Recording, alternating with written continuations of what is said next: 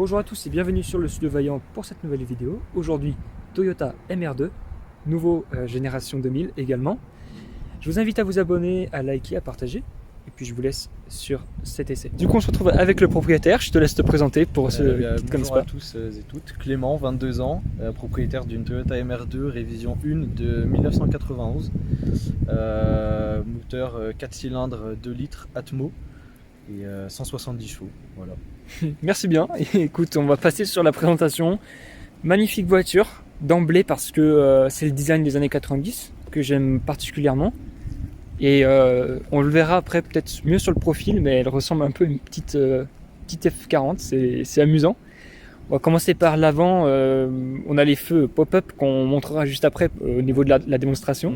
C'est pas les clignotants d'origine. Ouais, c'est ce que j'allais te demander. D'origine, il y a une partie comme ça, orange, ensuite on a la veilleuse blanche, et ensuite on a toute une partie de répétiteur, un déflecteur orange. Moi j'ai tout passé en blanc. D'accord. Je trouve qu'avec le rouge, ça ressort beaucoup. Ça fait même un petit peu plus moderne. Ouais, voilà, je trouve que ça lui va bien. Est-ce que la lame en bas, c'est... La lame est d'origine, ouais. c'est pas celle de cette année-là, c'est celle de l'année d'après. D'accord. Celle de mon année de 91, elle a une jointure ici. Ah oui. Donc ce qui fait qu'elle est un peu moins belle. Là, c'est celle de 92, donc elle est entière. D'accord. C'est un seul bloc. Ensuite, on a la plaque collection. Plaque collection, c'est sympa. La petite plaque japonaise ici. Voilà, la petite plaque japonaise qui va bien. Le bandeau, le bandeau Fuji Workshop d'un ami à moi qui a ouvert son garage à côté de Chambéry. Ouais, j'en ai entendu parler grâce à... Il se reconnaîtra peut-être s'il regarde la vidéo Kitsune Z33. Ah oui. Voilà. Bah oui, effectivement. Vous êtes 35, je sais plus. C'est ça. Mais oui, lui aussi. Voilà. Donc c'est sur sa vidéo que j'ai... Ouais. D'accord, oui, j'avais pas fait le lien tout de suite. Ouais. Donc, s'il y a des gens qui ont besoin de faire de bonnes réparations chez un mec qui sait bosser sur de la japonaise, et ben là-bas, les yeux fermés, c'est un mec dédicace à Fuji Workshop. Exactement. Les jantes, ensuite, du coup. Les jantes d'origine, donc c'est du 14 pouces sur ma révision à moi. Je passe en 15 avec des jantes d'origine qui sont sorties sur ce modèle-là. Ouais. Freinage de révision 2 aussi. Sur la révision 1, ça freinait pas extrêmement bien. Après, en monte de pneus à l'avant, on est un poil plus large que ce qu'il y a d'origine. Ouais. Après, qu'est-ce qu'on a mis des cales. On a T-top. Ouais. On a T-top. Bon, les joints, ils ont 30 ans, donc ils sont un peu fatigués quand il pleut. Oui, je connais aussi ce genre de... Voilà. Alors moi, ça m'arrive pas par le haut, mais voilà, c'est un peu ça a pris l'âge. Oui, on a des cales à l'avant et à l'arrière. À l'arrière, c'est pareil. 15 pouces. Elles sont bien à fleur quand on les... Ouais, c'est ça. On est bien comme il faut. C'était bien fait. Ah oui, il y a quand même les aérations parce qu'on l'a pas dit, mais le bloc est ici, juste derrière. Le moteur est là, central arrière. Comme il fait Ferrari. Voilà, exactement. Du coup, est-ce que tu peux nous dire si tu sais un peu à quoi servent les différentes entrées d'air? Il y en a une qui est reliée à ma boîte à air. Ouais. Peut-être que là, on peut réussir à...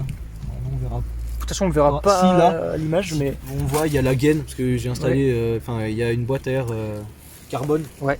Il y a l'écriture du coup, voilà. Voilà, c'est ça. Ça, c'est donc pour le Twin Cam, donc l'ancêtre du VTI. Ouais, c'est ça. Dedans, on a 3 SGE, double arbre à cam, donc l'ancêtre du VVTI. Exactement. On le verra juste après, de toute façon. Voilà, c'est ça. Ouais. Après, on a le capot moteur de la version turbo. D'accord. Ouais. Moi, j'ai une version Atmo, mais c'est le capot de la version Atmo turbo. La version Atmo est plat, en fait. Il n'a pas l'effet bombé. Là, ça fait vraiment années 80 pour le coup. Tu vois, vraiment Testarossa et tout. Ouais, c'est ça. Bon, on fait beaucoup de comparatifs Ferrari, mais c'est vrai que ça... il manque quelques cylindres, quoi. Il manque quelques cylindres. Et on parlera peut-être des différentes versions, soit à l'intérieur, parce qu'on s'excuse à cause du vent. Peut-être que vous ne nous entendrez pas très bien. Mais aujourd'hui, il fait tout gris et tout, il pleut. C'est pas la meilleure journée pour un beau rouge comme ça. C'est ça. Boyant. Et sur la face arrière, et après, à l'arrière, on a l'aileron. Ça, c'est l'aileron de révision 1, 2 et 3 qui sont le même. À partir de la révision... ils ont dû changer à partir de la révision 3, 4 et 5. C'est plus un bloc qui est posé sur les ailes. Il vient se prendre directement sur la malle, en fait. D'accord. Donc il a un peu du système. Est-ce que c'est celui où il y a une petite ici un petit support ou pas? Non, il n'y a pas de... Il n'y a rien, donc c'est vraiment... Non, il n'y a pas de barre. D'accord, ok. Il est juste directement pris sur la malle et plus sur les ailes. Ouais. C'est très joli parce qu'il s'intègre bien dans le design. Il fit bien, je trouve que... de l'arrière. Ouais, Peut-être plus joli. Après, les phares arrière sont pas les mêmes non plus. donc ça c'est des... Donc ça, c'est les phares de Rêve 1 et 2. Et à partir de la révision 3, 4 et 5, ils les ont changés. Et ils les ont passés en espèce de... On pourrait appeler ça un peu des octogones. Ils sont un peu plus circulaires, mais avec quand même des angles. Les logos en noir, genre comme Toyota, tout Ouais. ça c'est d'origine? Alors, je sais pas si c'est d'origine. En tout cas, ce que je sais, c'est que d'origine, on aime bien la peinture comme ça, ce que je trouve Ouais. un peu bizarre. Bah, ça Ils se ont voit pas, un peu que c'est d'origine, oui. je sais pas pourquoi est-ce qu'ils se sont pas. Bon, après, je vois qu'ils avaient pas trop envie de s'emmerder à faire un peu tracé à l'intérieur et tout. Mais voilà. Et aussi, petit fun fact, il y a écrit MR et pas MR2 parce que Ouais. Toyota France a décidé de supprimer le jeu de mots Toyota MR2, Toyota MR2. Ah oui. Petit jeu de mots un Ouais, peu. comme le Mitsubishi Pajero, pardon, qui Ouais, dans les ouais, pays voilà. espagnols, C'est- hop. Ils préféraient supprimer le jeu de mots potentiel. Ouais, ouais. Donc, Et c'est comme ça qu'on peut savoir si une MR Est française ou pas. est française ou non, parce que je crois que même en Suisse, elles ont le 2. Il me D'accord. semble qu'il n'y a qu'en France où Toyota a décidé de le supprimer. Je comprends. Et puis donc l'échappement. Et échappement, donc on est en collecteur inox. En fait, on est en full inox. On a collecteur inox et on a suppression de pare-flamme. Parce que du coup, elle est de 91, donc catalyseur obligatoire qu'à partir de 93. Oui. Donc on avait un pare-flamme à l'origine, mais il n'y en a plus. Et un 4-bac, parce qu'on peut assimiler un 4-bac, du coup, il n'y a pas de catalyseur, mais Ouais. c'est pas le cas comme ça. En inox aussi. Voilà. Et puis les petits autocollants là. Je sais pas Ouais, si t'as quelque chose à dire. un peu, 4 ABS, c'était la fierté de l'époque. Ouais, c'était l'ABS, mais bon, faut pas trop compter dessus parce que l'ABS il a tendance à déclencher quand c'est un peu trop tard. Ouais. Mais ce qui est aussi plutôt cool parce que c'est-à-dire que tu peux gérer ton ABS entre guillemets au pied comme à l'ancienne quoi. Ouais, c'est ça. Faire ton ABS toi-même entre guillemets. Donc voilà, après pas de direction assistée, Ouais. pas de SP. C'est toi et tes capacités. C'est ça, en fait, ouais. pour pas la planter. Donc voilà, après il faut savoir aussi que les révisions 1 ont un peu entre guillemets mauvaise réputation parce qu'elles ont tendance à ce qu'on appelle snap oversteer. Si jamais on gère mal son transfert de masse dans les virages et qu'on a tendance à relâcher un peu trop les gaz en milieu, Ouais. tout le poids va rebasculer à l'arrière et en braquant le poids se déporte et ce qui fait que même si tu as des pneus un peu plus larges, si les pneus au bout d'un moment ils en peuvent plus, ça part et pour rattraper c'est impossible. Ouais. Donc c'est un peu le seul défaut qui a été corrigé sur les révisions d'après. Donc le châssis était un peu plus sécurisant. On passe donc sur l'intérieur. On va commencer par la contreporte. Avec Voilà, petite finition l'intérieur, tissu et. voilà. C'est pas celle non plus de la révision 1, c'est celle de. Je sais pas s'il y avait différentes options disponibles chez Toyota ou Ouais. si c'est une révision d'après, mais d'origine les tissus sont un peu moins jolis et le design est un peu moins beau. Celui-là Ouais. est entre guillemets un peu plus beau. Bah, il y a le plastique moussé. C'est voilà, plastique moussé, ça tient très bien dans le temps. Ça c'est. Bah, on quand le même voit, hein, plutôt ça. cool. Ça craquelle pas, Ouais. ça a pas moquette en tendance à bas. fondre non plus. Enfin, Petit c'est- rangement quand même, c'est sympa. Ouais, il y a quelques rangements mine de rien dans la voiture, même Mm. si ça paraît pas. Ouais. Après, Puis on a on n'a pas non plus. Le volant que. Alors, volant du coup, qui est pas d'origine forcément. Non. Et Non, donc, non. malgré le Pas petit logo d'origine, Toyota au avec milieu. Quand même le petit logo Toyota pour faire genre. Ouais. Et Euh, puis, à l'intérieur, il n'y a rien qui a changé, à part peut-être le levier de vitesse, j'essaie de le montrer. Pommeau de vitesse qui est pas d'origine. Ouais. Autoradio forcément. Levier de Après, vitesse, c'est tout, hein. l'autoradio, et puis Voilà, autoradio, volant. les compteurs là, radio jusqu'à 7000, c'est le Voilà, compteur. voilà Ouais. c'est ça, réducteur à 7000. Et puis, il y a le petit bouton ici, c'est pour ton réglage de phare. C'est pour régler l'intensité. Ah, en l'intensité, fait, d'accord. Ah, je savais pas. De l'intérieur, il Ouais. me semble. Et après, D'accord. on a le réglage des pop-up ici. Ouais. Donc on a 3 positions. Donc on va commencer par ouvert. Ouais. Voilà. Donc là, on le refera après pour que vous voyez en face de Ouais, la voilà. voiture. Donc là on est en phare. Ouais. En code quoi. D'accord. Ensuite là on peut juste se baisser. On n'a plus rien d'allumé devant. Ok. On a juste notre tableau de bord éclairé. Ok. Et là on n'a plus rien. Ouais. C'est-à-dire que c'est juste un mode pour laisser les phares ouverts. Ouais, c'est Et mignon. ensuite on a le bouton off pour le fermer. D'accord. Et voilà. Là c'est pour. Donc là on les ouvre entièrement. Et si on veut les laisser en mode ce qu'on appelle le sleepy, Ouais. à moitié ouvert et fermé, donc là on a le bouton off ici. Ouais. Et ici on a le cran qui est de sauvegarde juste des phares. Donc on descend sur off. Et dès qu'on entend le moteur, on D'accord. remonte d'un cran et là ils sont bloqués. Ouais. Et on peut rouler comme ça en mode sleepy. Je vais vous montrer ça en face de la voiture, que vous voyez un petit peu mieux comment ça se passe.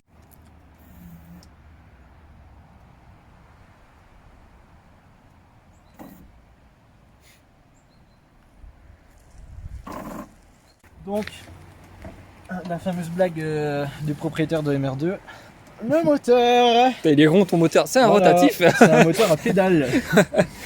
Donc non, bah à l'avant Un on peu n'a de pas place grand-chose. quand même. On peut mettre vite fait des trucs. Ouais. Mais bon, voilà, il y a la roue de secours derrière, il y a la batterie, les boîtes à fusibles, liquide de frein, liquide d'embrayage, Les petites barres. la vulasse, barre voilà. anti-rapprochement d'origine.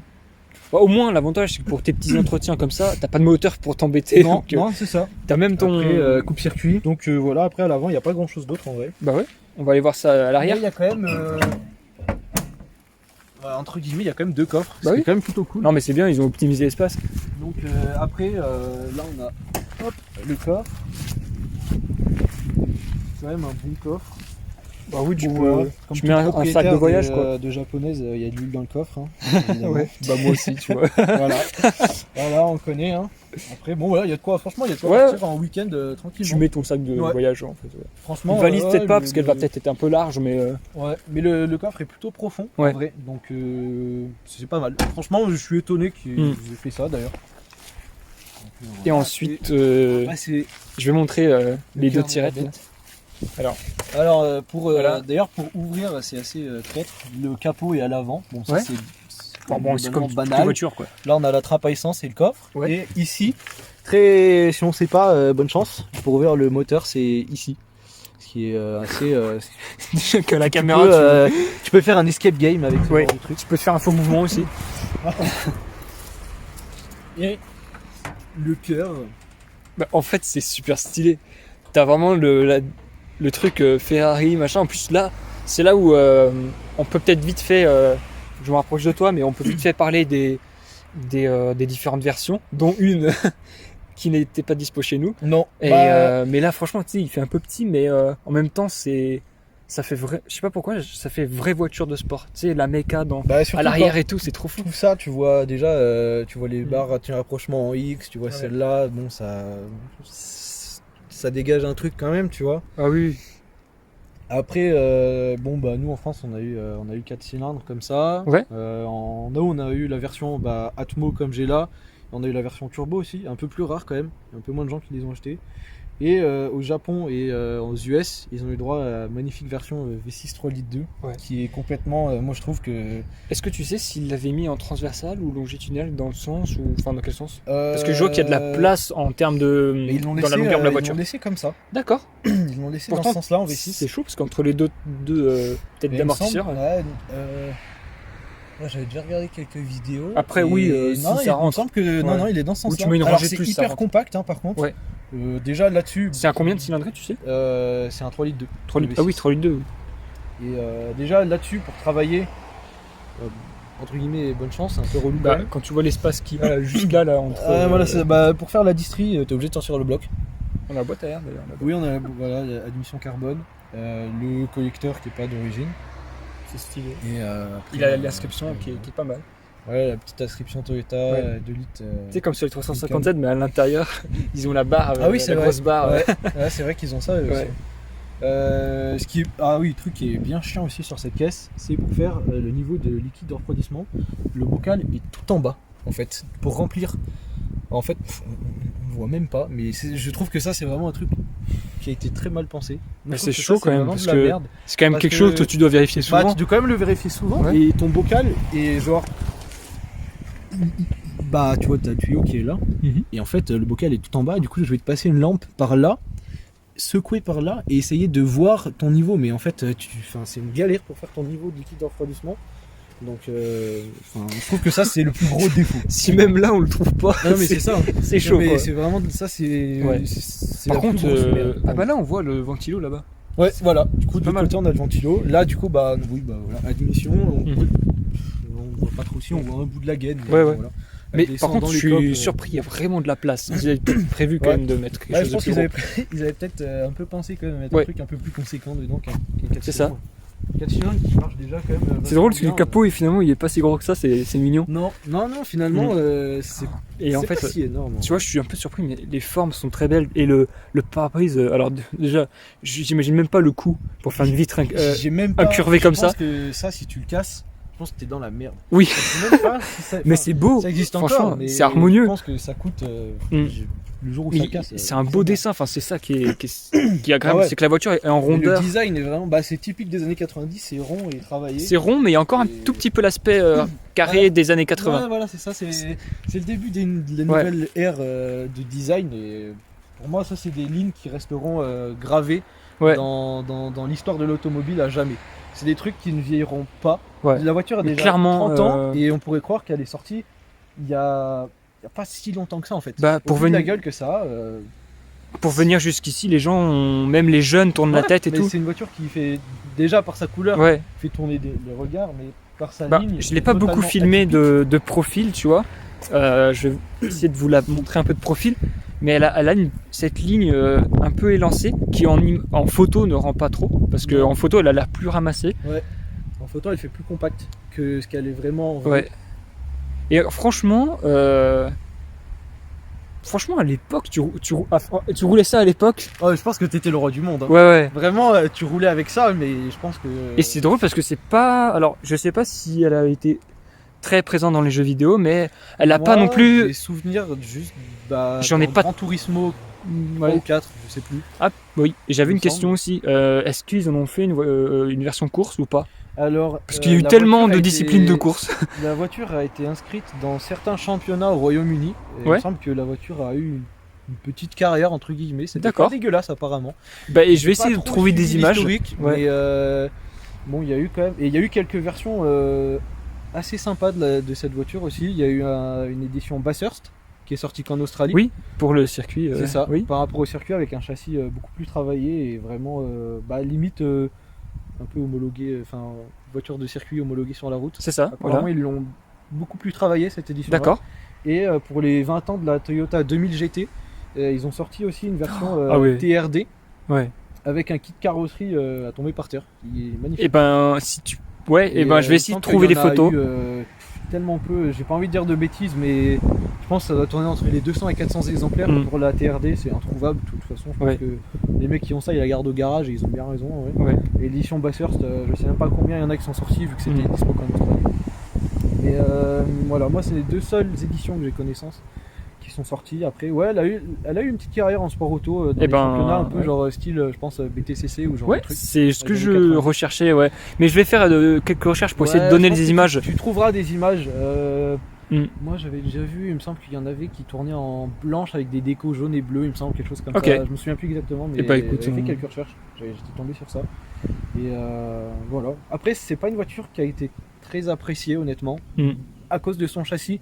En fait, dès que la première révision est sortie et que les gens savaient pas vraiment comment s'en servir, les gens ont pas trop aimé. Et au final, la voiture a été un peu. Pas rejetée, mais en fait, peu les gens oubliée, savaient pas vraiment comment l'exploiter, je pense. D'accord, ok. Et les gens ne la roulaient pas non plus de fou. Bah, de toute façon, on le voit aujourd'hui, hein, personne n'en a. Oui. On n'en voit jamais, personne n'achète ça. Et ce qui est bien dommage parce que en vrai, je trouve que c'est une voiture qui est super fun, Mhm. qui se conduit très bien, aussi bien si tu as envie de rouler un peu fort que si tu as envie de rouler limite en daily. C'est quand même un daily qui est pas trop dégueulasse. Ouais, ok. Bon, la conso est un peu à l'escalier. Mais en vrai, enfin, Après, un en 2 vrai, litres, je me 160 plains, mais, chevaux, bon, franchement, 170. tu fais en moyenne, tu fais 10 litres au 100. Ouais. Mais ça C'est pas va. non De plus dégueulasse. Ouais. En soi, toute façon, on va le voir dans la voiture, on pourra en parler aussi. parce que comme il commence à flotter. Ouais, voilà, c'est ça, on va aller se mettre au sec. Ouais. Après, on a le réservoir qui est en position de la coudoir centrale Ah oui. d'ailleurs. C'est pour ça que l'habitacle est séparé en deux. C'est qu'il y a le Ouais. réservoir à essence qui est. Je vais aller le filmer vite fait. Ouais, voilà. Puis après, on va partir parce Ouais. qu'il commence à flotter. Voilà, bah oui, c'est vrai que le tunnel central, il est bien haut. Ouais. Bah, du coup, il sert d'accoudoir et puis Il sert d'accoudoir et c'est là où ils ont mis le réservoir pour Ouais. essayer de bien gérer les masses de la voiture. on a le rangement qui est juste là. Parce que malgré qu'il y ait le moteur à l'arrière, c'est une voiture qui est pas horriblement équilibrée d'ailleurs. Parce que justement, on a le réservoir au milieu et le capot à l'avant fait le poids d'un âne mort. Oui, Alors, ah bah il oui, est oui. hyper lourd. Ah, c'est pas Donc, plus mal. Oui, bah voilà, c'est ça. On se retrouve avec une voiture qui est pas horriblement équilibrée.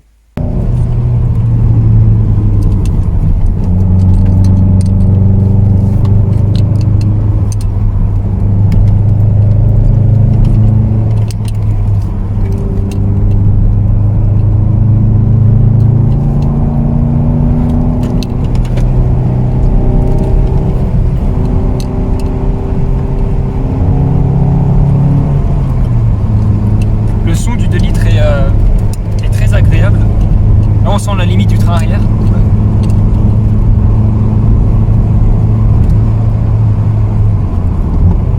Je t'ai pas demandé, mais est-ce que le freinage est endurant pour les montées comme ça? Moi j'ai jamais eu de problème. Ouais. Après j'ai jamais non plus trop... Enfin, même au niveau entretien en fait. Franchement pour l'instant mes plaquettes sont Ouais. mes disques aussi. J'ai pas l'impression que ça s'use non plus ultra fort. Pas mal. Après elle est pas lourde en soi. J'ai des EBC Yellow Stuff. Ok. Un bon compromis entre le sportif et le daily entre guillemets.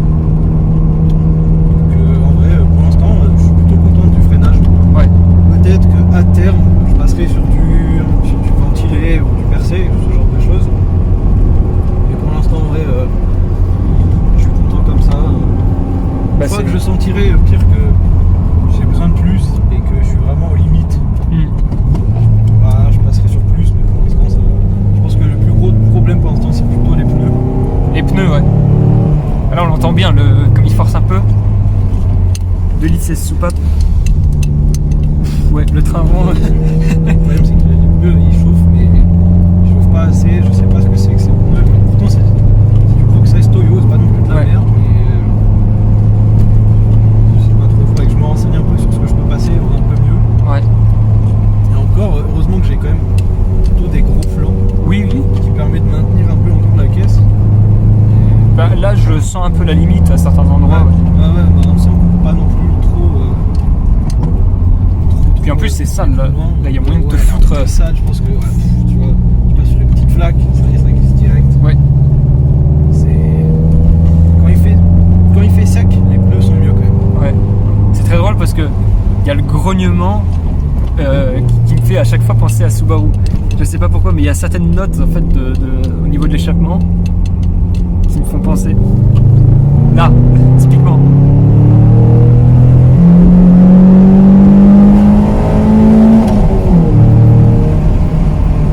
Ouais, t'as de la marge. Ouais, il reste encore 1000 tours. Ouais, les vitesses elles tirent bien. Hein. Elle tire bien, mais c'est un peu long. Ouais. Parce qu'il faudrait installer un shifter histoire d'être un peu mieux. Il y a moyen de faire le grand saut ici. Un peu bas quand même.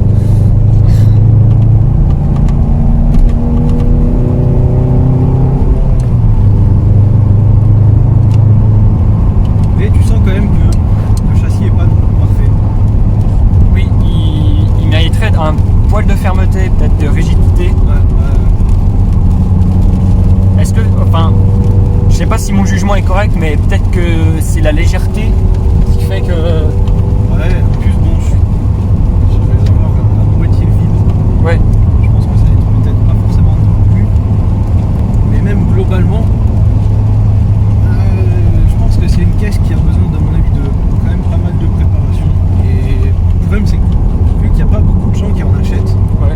et que la plupart des gens qui en achètent sont un peu âgés et les préparent pas, Ouais. c'est un peu dur de trouver des références de gens qui les préparent pour, que ce soit pour piste, pour toguer ou même juste pour le côté performance. Ouais. C'est un peu dur de trouver.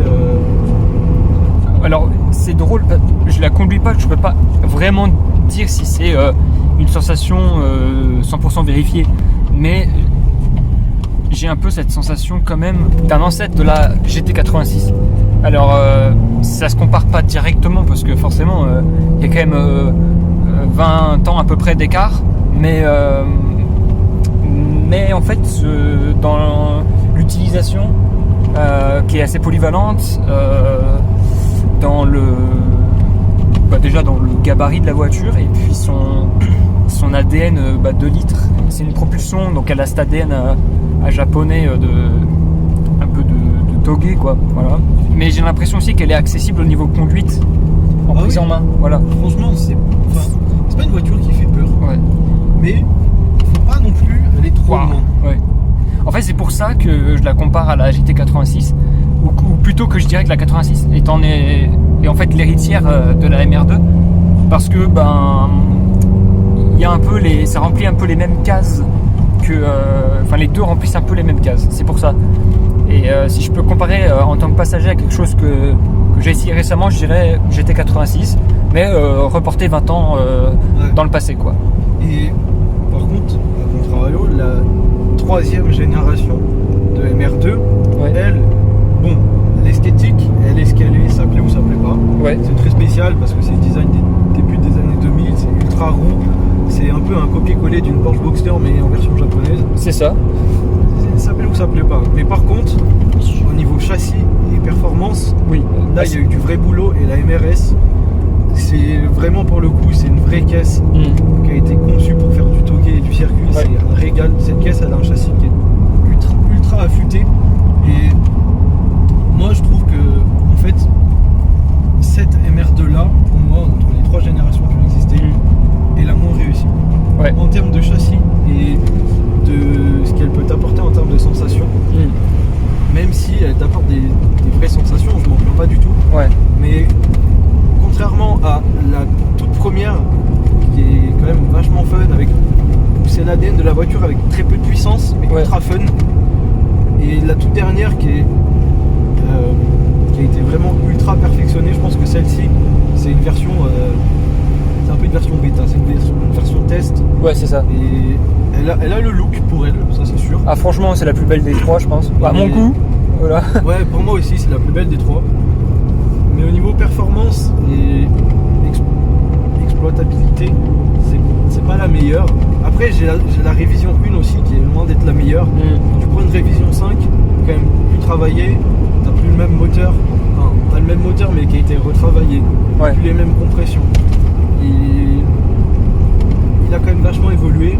Et je pense qu'une révision 5, à mon avis, c'est fondamentalement la même chose. Mais je pense que si tu as envie de l'exploiter vraiment beaucoup, je pense qu'il y a moyen de kiffer beaucoup plus qu'avec celle-ci. Même si celle-ci est déjà vachement bien. Je ne me plains pas du tout. Et je pense que après, elle a aussi ressort court, ce qui n'est vraiment pas optimal non plus. Oui. On va pas se mentir. Le seul bénéfice des ressorts courts, c'est juste que tu es plus bas. J'ai encore mes tiges d'amortisseur d'origine, qui sont pas non plus exceptionnelles. Et c'est trop ferme en fait. C'est trop ferme sur les bosses, tu rebondis trop.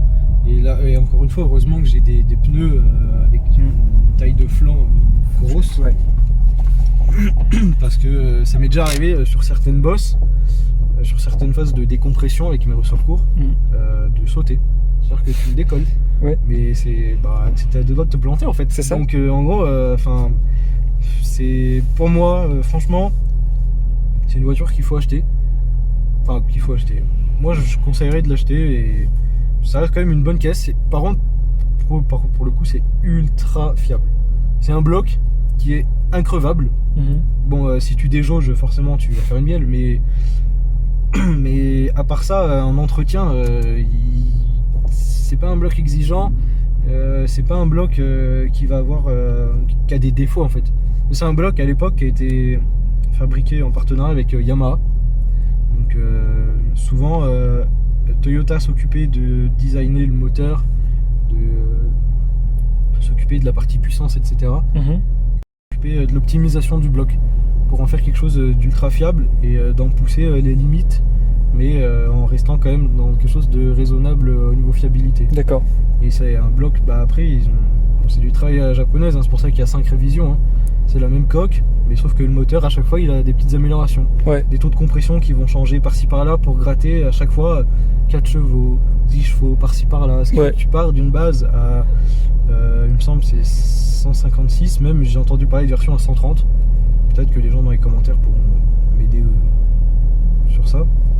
Pour arriver, il me semble, jusqu'à les versions finales de 175 ou 180, quelque chose comme ça. Mais tout en restant fiable. Et d'ailleurs, il y a un truc qui est assez marrant aussi, c'est que les blocs Atmo, si tu les swaps turbo, sortent plus de chevaux que les versions turbo d'origine, parce que les bielles sont plus grosses sur une version Atmo que sur les versions turbo. D'accord. C'est qu'elles encaissent plus, alors que d'origine, pourtant on pourrait croire qu'un moteur turbo a des plus grosses bielles qu'un moteur Atmo, c'est ça. Mais c'est l'inverse. Elles ont des plus grosses bielles. Et d'ailleurs, même les bielles de du 3GE Atmo sont plus grosses que les bielles d'un SR20 de chez Nissan. D'accord. Donc c'est assez marrant, alors que le SR20 c'est un moteur qui peut prendre quand même 300-400 chevaux. Donc, mais j'avais... aussi ce bloc, on l'a retrouvé dans les années 90 dans le championnat japonais de Super GT, dans les Supreme K4. Ce bloc-là, ils l'ont mis dans les Supreme K4 à l'époque, où ils se battaient contre les R32. Ils l'ont mis dedans et ils ont réussi à en tirer, il me semble, 400 ou 500 chevaux, il me semble. Il faudrait revérifier ça. Mais il y a du potentiel. Ouais, c'est ça. Donc il y a du potentiel là-dedans. Bon, après, ça reste en Atmo, c'est dur à préparer. Mais tu peux passer un 4 papillons, tu peux passer des calculateurs. Il y a eu des calculateurs qui sont sortis. Il y a une espèce de. Je sais pas, c'est pas TRD, c'est pas le préparateur, mais il y a eu des versions qui s'appellent BIMS. Où en gros, la culasse a été retravaillée, il y a de l'argent dedans et tout. Enfin, c'est assez bizarre. Et il y a eu quand même des versions assez poussées sur ce moteur-là, je trouve, mais qui sont assez rares. Ok. Et vachement rares quand même.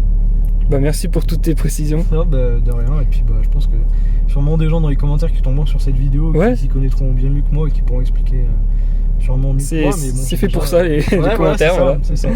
Voilà. Donc voilà.